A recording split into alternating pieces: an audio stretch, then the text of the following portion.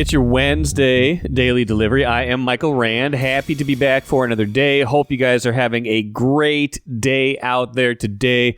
We all know it is an extremely busy time of year. If you stayed up late last night, you know what I'm talking about. Even if you didn't, you know what I'm talking about. Wolves played at 9, Wild at 10.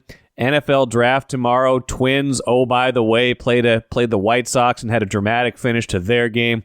We'll get into all of that here in just a little bit. Emily Leiker from the Star Tribune helps cover the Vikings. Our newest Vikings writer will help me break down the draft here in a segment coming up.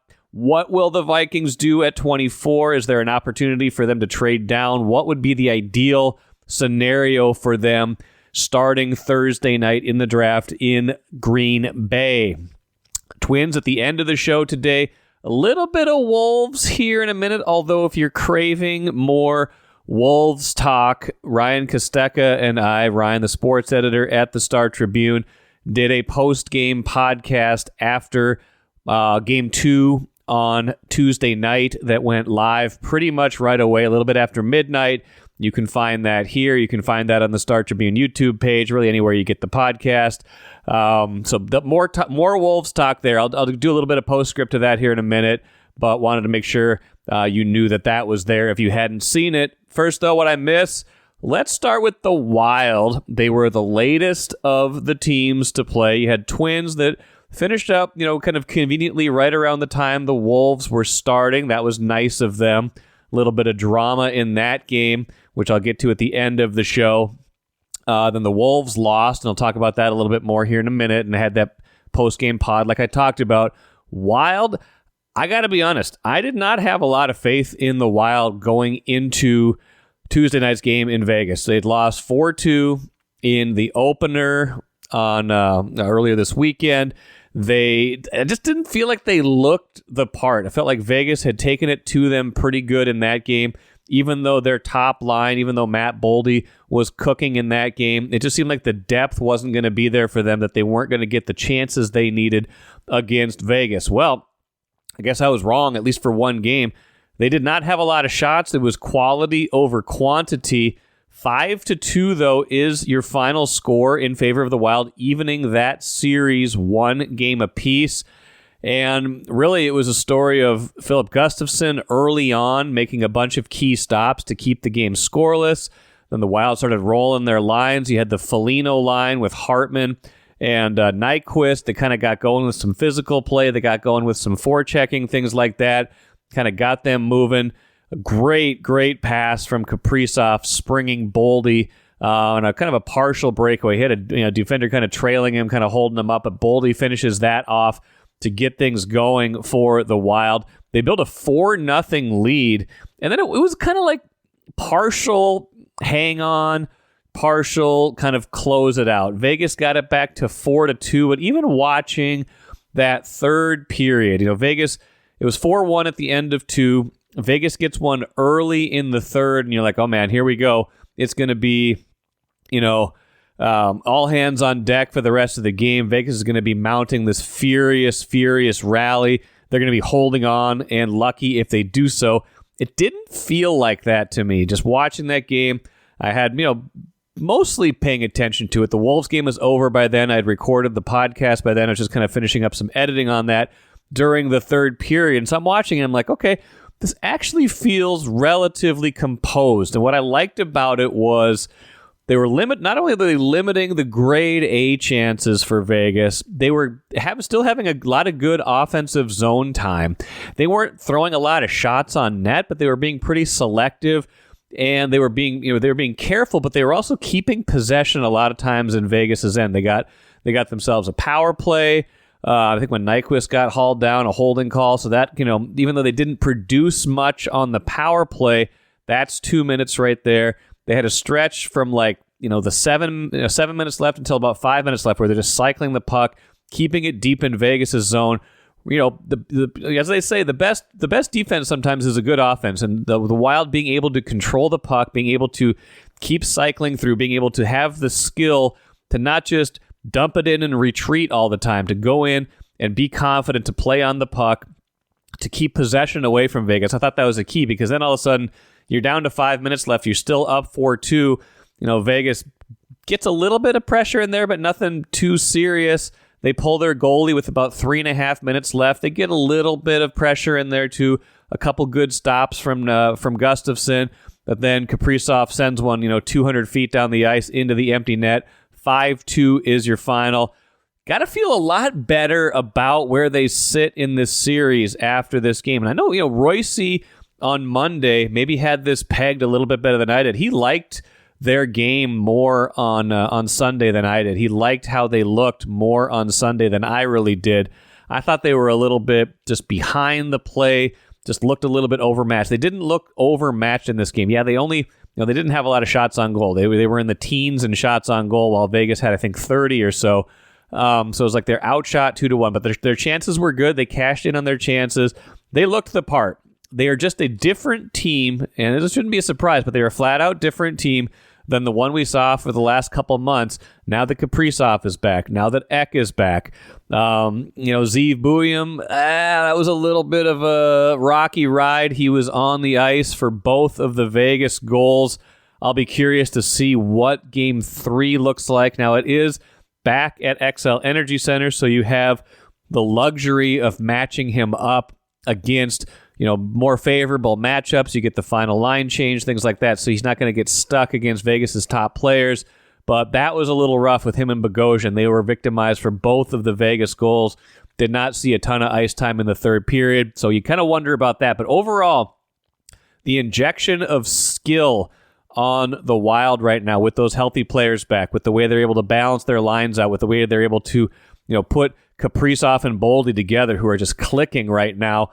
A lot of times with Kaprizov being the guy that does the setting up and Boldy being the guy that finishes it off. Like, they're a different team. I'm not saying they're going to win the series. It's 1-1, but this is a more competitive series than I probably thought it was going to be going in, and they got it back to St. Paul, tied 1-1, which is about all you could have asked for, and certainly the only thing you could have hoped for after they lost Game 1. Briefly on the Wolves, like I said, because we talked a lot about them on that special post-game podcast last night, they, too, are going back to the Twin Cities, tied 1-1, probably in a different mood than the Wild are, though. That's how it goes when you win Game 1 and then lose Game 2. Final score 94-85. It was a bit of a throwback game. Not a lot of three-pointers made, a lot of tight defense, not a lot of offense. I think the Wolves' offense was disappointing in this game. I think they took too long to solve the new things that the Lakers were throwing at them. It looked like Ant, anytime he drove into the lane, he was meeting resistance. He did not understand quite how to kind of play out of that coverage. They're going to have to devise some new stuff for him in Game 3. It's not like the sky is falling. I just think it was a missed opportunity. I really think they are playing when they are at their best. I think they are better than the Lakers have shown to be at their best. And again, that's a hard thing to say when you got Luka, when you got LeBron. LeBron looked a little tired at the end of that game. He had to play 40-plus minutes. So did Luka. Like, the longer this series goes, the more the Wolves' depth should be rewarded. Now, you've got 2 off days here, Wednesday and Thursday, before Game 3 at Target Center on Friday. Wolves need to recalibrate. Everybody gets to rest a little bit, which probably is to the Lakers' benefit. But then after that, you go off day game, off day game, off day game. I think that benefits the Wolves. Once you get into Game 5, Game 6, even a potential Game 7 from a fatigue standpoint, I like the Wolves' legs more than the Lakers' legs. But can they recalibrate their offense, and can they win a game that's probably going to have to be a clutch game? There hasn't been a clutch game yet. Both teams have won fairly comfortably, even if the Wolves, trimmed that lead down to 9, had chances to get it to 6 or 7 last night. Even that, I think they're going to have to win a game where they close it out with 2 or 3 key plays down the stretch. That is not necessarily where they probably want to be, but they're probably going to have to win at least one game in the series like that to advance if they are going to advance. Can they do that? Can they keep the Lakers' role players down? Can they keep making Luka look like the complainer that he is? Those are the big questions coming back to Target Center. They shouldn't feel terrible about where they are, but they should feel like, hey, we missed an opportunity, and now we need to recalibrate and take advantage of the advantages we have in this series. Let's talk Vikings draft today with Star Tribune Vikings writer Emily Leiker. If you have not already, you should watch our 3-round NFC North mock draft that Emily organized, hosted, and participated in as the Detroit Lions, correct? Yes. Yeah. That was a crazy time. I think we got a little silly in it, but I think it was still a pretty accurate, pretty measured look at what might happen this weekend. I think so. I drafted as the Bears. Ben Gessling was the Vikings and Andrew Kramer was the Packers. Available on the Star Tribune YouTube page and also the Access Vikings, audio podcast page. I think it works better. If you're going to watch it, I would recommend the YouTube page because you get the visuals, you get all that stuff with it. But you can watch it any number of ways. But today I want to zero in on the Vikings, Emily, on the clock at number 24 in the first round, Thursday, for the time being. And then 3 more picks the rest of the way, again, for the time being, a 3rd, a 5th, and a 6th. Somehow they actually managed to worsen their draft position during free agency because they made that trade for running back from San Francisco where they swapped picks and ended up with a 6th instead of a 5th. So 4 picks. The 3rd is, of course, the compensatory pick for losing, I put that in quote marks, Kirk Cousins. And away we go. So I think what I want to establish today, and we don't know exactly what's going to happen, but what if we can pick 1 or 2 of the most likely scenarios for the Vikings, especially in the first round on Thursday, what do we think that is? As much as I would love for them to get either a cornerback or a safety, I think it is probably going to end up being a lineman or they trade down to get more draft capital. I just increasingly think some of the best secondary guys in this draft are going to go earlier than the Vikings could get them at 24. And that's not to say there aren't people further down the line that they could spend there, because I think there is depth both at cornerback and safety in this draft. But it seems more likely that maybe someone like North Dakota State tackle Gray Zabel, they can grab him at 24, Derek Harmon out of Oregon, who we've pretty much been talking about since the Combine because the Vikings met with him there and thought highly of him. I know something did just come out with him today. I don't know that there's a ton of details that he might have a medical thing going on. So that might make him even more likely to fall to the Vikings. And we do know that based on their free agency selections, they do not shy away from injured guys because they feel pretty strongly about their training staff. So I think it's more likely that they end up with a lineman. I think either side of the ball, they have needs on both sides of the ball. It's either bring in a younger defensive tackle to pair with Jonathan Allen and Javon Hargrave, or bring in a guard, or at least more likely probably a college tackle that then gets switched to guard, because that's something that increasingly happens nowadays. But that's probably where I'm at. And if for some reason they don't like whatever lineman is available to them there, then I think trading down is on the table. They wouldn't want to trade too far down because I do still think they would like a top 75, top 50 pick. But I think there's also need for that capital. If they could even get to 5 total picks, I think that would be obviously better than the 4 they have currently. Well, and that's the trade-off, right? 24 is if you just get to 24 and you can take the best player available, there's something to be said for that. You're going to get a player you like, you're going to get an impact player.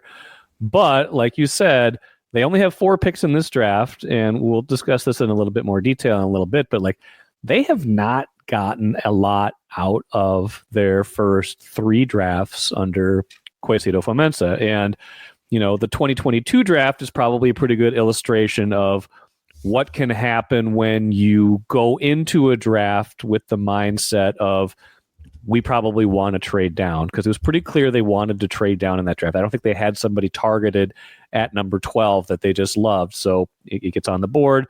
They end up swapping with the Lions. They get kind of, they trade a 12, and I can't remember exactly what it was, but they get 2, it was a 2-for-2 swaps, but they kind of got the 2 picks in the middle in that draft back from the Lions, and that ends up being Lewis Seen and I think Andrew Booth Jr. I can't remember exactly what they got with that capital, but that draft did not turn out well. Ed Ingram, Lewis Seen, Andrew Booth Jr., Brian Asamoah, like all guys that to varying degrees have either, played a little bit, but not that effectively, or not played much here at all before their time here was done.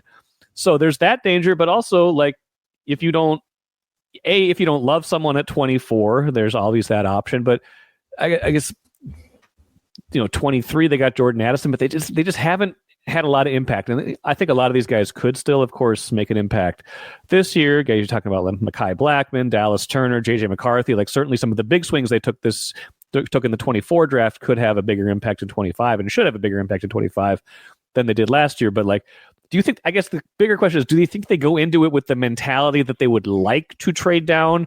Or do you think they just go into it with the mentality of, let's see where the board is and someone come and make us an offer?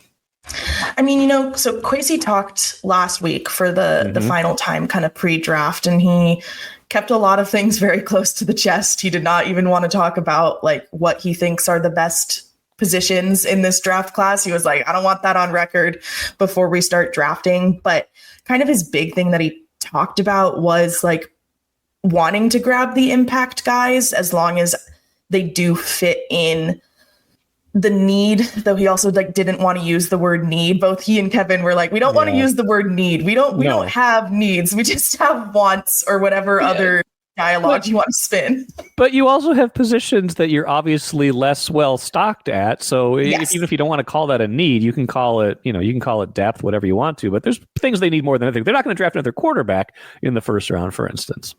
No, for sure. And so that's why I do think probably right now that lineman position is pretty likely, because again, like I said, that is a place that they do have some needs. And I do think there will be guys on the board there that they would feel comfortable taking. But yeah, it's going to be interesting. And there's so many positions, I think, this year where you could justify them not taking someone in the draft and just going with an undrafted free agent, or picking up someone later down the road, like in the fall or whatever, or just kind of dealing with being short at that position for this year. Like tight end is something I've talked about recently, where it's like, obviously they have TJ Hawkinson and they have Josh Oliver, and both of those guys are great and going to be good for them again this year. But you probably want a tight end 3 in there. And I asked Kwesi about that last week, and he was like, that's a champagne problem for us. Like he loves that. He loves to say champagne problems. He loves champagne problems. Maybe a big Taylor Swift fan. Loves his Taylor Swift. Yeah. Okay. Yeah. But it's like, there's a lot of positions like that where it's like, okay, like we've talked about cornerback as a possibility in that first round. And like, you look at who they have and you're maybe not like, they need someone there, but also it'd be nice for them to bring someone in. So there's a lot of different directions this could go. And I think the fact that they're kind of going in with the mindset of looking for that impact and hoping to find it. And I think feeling like maybe a little bit like they need to, because of how slow it's been to get impact from their past few drafts. Like it'll be interesting to see kind of how things shake out. It seemed like Kevin O'Connell was hinting at that a little bit in his availability Monday. I wasn't there specifically for it, but I listened back to it, and I'm listening to it, and I'm hearing a guy who is happy with their roster, is pretty much saying we don't have. It didn't sound like he was like, we have immediate needs or holes to fill. Like he feels like pretty good about their roster, that they can go into the draft not feeling like, okay, we've got to do this or we've got to do that. But he's also a coach who's like Kwesi, hopefully looking at the big picture and looking like, hey, we might not need depth immediately, but somewhere down the road, you need to have draft picks who are kind of like ready to take these spots when other contracts get more expensive, as the Jefferson contract gets, kicks in and gets more expensive. I don't think his cap number is that big this year. 2026, the Justin Jefferson cap number is going to get pretty big. Some of these other guys, their cap numbers are going to get bigger and bigger. As those cap numbers get bigger and bigger, you're not just going to be able to solve all your problems with $10 to $15 million free agents. So you're trying to do a couple different things here where you're saying, okay, we want impact, but you also kind of need that next wave, and they haven't had that next wave yet. So I do wonder if that makes them think more about, okay, 24, if we don't love someone, could we pick up, trade back 5-6 spots, pick up another third round pick, something like that, like something where you are thinking about your 26 depth maybe, and not even necessarily this year's depth. Yeah, Kevin had a quote where he said something about like you're not drafting for 2025, you're like drafting to sustain. And then I think Kwesi said called it like a 2-year cycle where everything from free agency this year through the draft through next year's draft is really what you're looking for in the big picture. Like you said, contracts are going to get more expensive. They also have to renegotiate on some pretty key guys. I think Josh Metellus is one we've talked about a little bit, and safety, I think, is a position that would be prime for adding someone, with both knowing that contract negotiations coming and then the ever looming, is Harrison Smith going to be back for a 15th, 16th, 17th season, however long we have that conversation. Yeah. But yeah, they definitely think about this. And I think you see it in the way they approach free agency too, that those things are working in tandem with each other and not independent of each other. And it's not just, okay, 2024 free agency and 2024 draft class. It's also, okay, how did 2024 impact 2025? And how is this going to set us up for next year? And they still have to figure out, like, how much is Aaron Rodgers eventually going to want later this summer? Like, you know, he said he'll play for 10, but I don't know if he'll really play for 10. Oh. So no, I mean, we're not going to talk about Rodgers here, but until that's settled, I'm not putting that to bed. Until he signs somewhere else or says I'm never playing again and really sticks to it, it's still hanging out there. And they have not said a single thing that has convinced me that they're not still keeping that in the back of their minds. Let me just say that. Yeah, it does feel we have not reached a definitive close on any end of that loop. So now we do know that after the draft, they reach that point where they can sign a veteran and it doesn't count against the compensatory pick formula for next year. So maybe this is as simple as, okay, the draft ends and then they sign Ryan Tannehill and we can all just calm down, or at least I can calm down. As Taylor Swift would say, you need to calm down, right? Mm-hmm. So, but it does, you know, that's still hanging out there. They got a lot of present and future questions. That this is what happens when you try a competitive rebuild, and I think they're more onto the competitive part than the rebuild part. But you can't be so focused on one year that you lose sight of the next one, and that maybe brings me to the rest of the draft. Like, let's assume. I think a logical assumption is that they get at least one more pick along the way. I think they'd like to have 5 or 6 picks, and maybe that involves trading down once. Maybe it involves trading down twice if they're just not convinced that the value is that much different between 24 and eventually like something in the upper 30s, low 40s if they can make 2 moves for someone who really wants to be in their spot. But let's just say, for the sake of argument, they end up with 5 picks, and one of them ends up being more like a third rounder in addition to what they have. What else are they looking for in this draft, do you think, even if they don't think they have needs specifically? Yeah, I think the secondary, like I said, and I think I would think that would be the mid-round pick, whether it is just that third round compensatory that they have right now or something earlier that they move to acquire. I think that's where you would pick up another cornerback or a safety. Safety may be a little bit more likely at this point. Mm-hmm. And then, I think the later rounds, it is probably that like offensive skill position, whether it is a wide receiver, a tight end. I don't think it's completely out of the realm of possibility that they draft a running back, even with Jones back and the Jordan Mason addition. It's not something that I am necessarily super high on. I think you could get someone of a good caliber as an undrafted free agent in this class too, and maybe not spend the draft capital when it's so limited, right. But it's definitely on the table. I think it would be something they look at, but I think those would be kind of the key 4 or 5 for me. I don't think they're necessarily looking at like a linebacker. They don't need to add to that edge rushing room. I feel like, people were already giving Dallas Turner heat for not playing a ton last year. And it's like, okay, well, do you want to take Andrew Van Ginkel or Jonathan Grenard off the field to give right. Dallas some more snaps? Like, I don't know, like there's some push and pull there. So, mid-round picks, I think will be the secondary. Or I guess like if they go for if they manage to get the secondary in the first round, you just flip it with the linemen. And then those later picks, I think, is where we might see some offensive skill positions come off the board for them.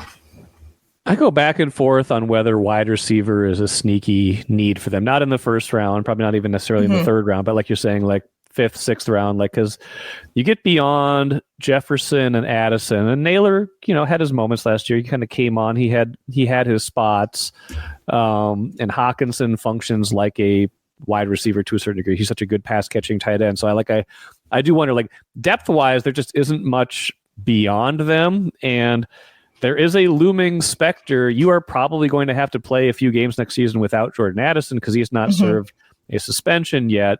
So I do wonder if that's a sneaky need, and whether they fill that with the draft or whether they feel like that's kind of like a second round free agency kind of thing where you can kind of get somebody who maybe gets cut late and you just bring in a veteran body. I don't know exactly how they address it, but for a team that throws the ball as much as they do and a team that wants to give JJ McCarthy potentially as many options as possible, it does feel like that's a sneaky need, especially after they kind of addressed running back already through that trade.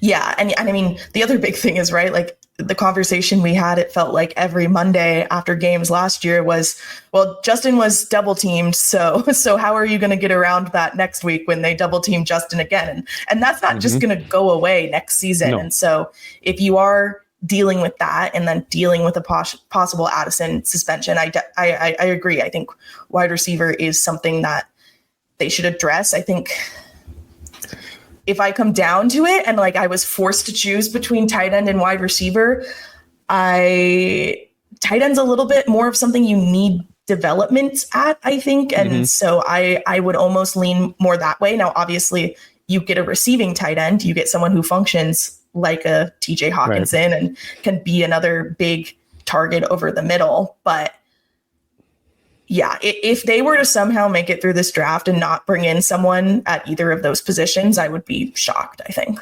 Yeah, I think ultimately to me, somewhere close to ideal draft, not knowing how any of these guys are going to perform, of course, is adding another pick, and then the 5 spots you kind of target are offensive line, interior defensive line, wide receiver, some sort of position in the secondary, and maybe tight end. That's kind of, those are the 5 that I would maybe look at. But again, we're not drafting for need. We're taking best player available. So maybe it'll be a punter, maybe it'll be a snapper. We don't know. The element of surprise is always on the table, right?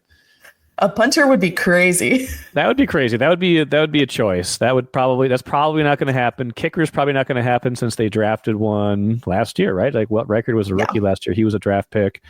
Someone, I addressed this on Tuesday's show, but someone asked if because of the need to kind of establish some depth and whatnot, should they kind of go full Spielman and get a bunch of 6th and 7th rounders? And I was like, I don't think that's what they're really after, because I feel like in the modern NFL, the undrafted free agency pool, they've done well there. And that's a place where those are, while not your choice exactly of whoever you want, you can negotiate. And if someone wants to come here, like anybody who wasn't drafted is just fair game. So it's, instead of accumulating 4 7th round picks, why not just work the undrafted free agency pool, which I think they probably will to a pretty large degree again this year.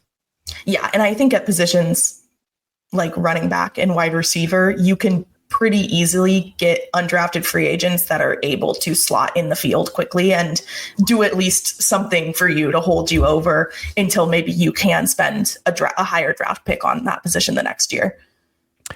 Let's finish up here. Let's not forget this draft is in Green Bay. Vikings going into enemy territory. That's a little overblown, but like, what do you imagine that's going to be like, the atmosphere, just having it somewhere like that? They've been rotating it through kind of some of these, smaller kind of blue collar markets. You've had the Detroit one, you had Kansas City, next year's in Pittsburgh. I mean, for as much as I like to make fun of Green Bay, it's an awesome like football environment. I went to a game at Lambeau several years ago for the first time. Like it's very cool. Like, I'm sure this is going to be a fun draft for the fans who decide to go, even if they're Vikings fans. Yeah, I'll be interested to see kind of like what the diaspora of NFL fans kind of looks like that attends, because I would think that Lambeau's probably like a bucket list location for diehard NFL fans. And obviously it's normalized for the NFC North gang up here. And those folks go out a lot. But like, if you're like a fan living in Texas, how often are you going to Green Bay or from the West Coast or any of the Florida teams, stuff like that, just a little further out? It'll be interesting to see how many people are out there from different fandoms. But I mean, I'm sure the cheeseheads will be reigning supreme out there. But yeah, it should be interesting. Ben Gessling and I are actually going out there. I think, well, we'll be out there when this drops, and should be cool to see. I haven't been to Green Bay yet. This will be my first Green Bay trip. Awesome. Good for you. Enjoy. Stay away from the diehard cheeseheads. Just like to keep a safe distance at least, because they can get a little bit crazy. They think they own the team. It's pretend stock. You can tell them that. Emily, Leiker, appreciate it. We'll talk to you again soon. Thanks for having me. Great stuff from Emily. Of course, appreciate her jumping on the show. Like I said at the jump of our segment, go check out our 3-round NFC North mock draft with myself, Emily, Ben Gessling, Andrew Kramer. I was the role of the Bears. It was kind of funny. I got a message from Chicken Fingers 69 basically saying, lamenting that I did not take my role as Bears GM in a different direction. What did he say? I got to find it right now. It's buried a little bit deep down here. He said, as the Bears GM, you had the power to fire everyone, bulldoze the stadium, and dissolve the franchise. That's what I would have done. Instead, you drafted tight end Tyler Warren. I give your draft grade an F-. Oh, man, that's a comment that could only come from Chicken Finger 69. Appreciate it. Thank you for listening. All that good stuff, Chicken Finger 69 and everybody else out there. Let's finish with the cooler today. Twins win 4-2 over the White Sox. Usually that would not be cause for celebration. That would be a ho-hum result, something that you should expect. But A, when you go into the game 7-15 after getting swept on a 3-game losing streak, you'll take any win you can get. B, when it ends the way it did with Byron Buxton making a game-saving catch, a diving catch in center field, certainly would have tied the game had he not made the catch because it's runners on second and third, 2 outs, dead sprint, robbing Bettiendi of a hit. That gets your attention. They're only 8-15. Like I wrote the other day, Buxton's the only star attraction on this team right now that's rolling, but he is worth the price of admission right now. And catches like that tell you exactly how well he is playing right now. He's playing fast. He's playing healthy. He's trying to lead this team out of the malaise that it is in right now. He needs some other people to start pulling a little bit more weight, but he did it himself in the field in the 9th inning. Big win for the Twins. They play again tonight, and then Thursday afternoon, a chance to kind of build on this if they are able to take advantage of the White Sox, how bad they are, and maybe a little bit of improved play of their own. That will do it for me today. Lavelle Eniel III expected on the Daily Delivery debate tomorrow. Certainly will be Wild Wolves, maybe some NFL draft in that conversation as well. Until then, I am Michael Rand. Have a great rest of your Wednesday. Back at it again tomorrow.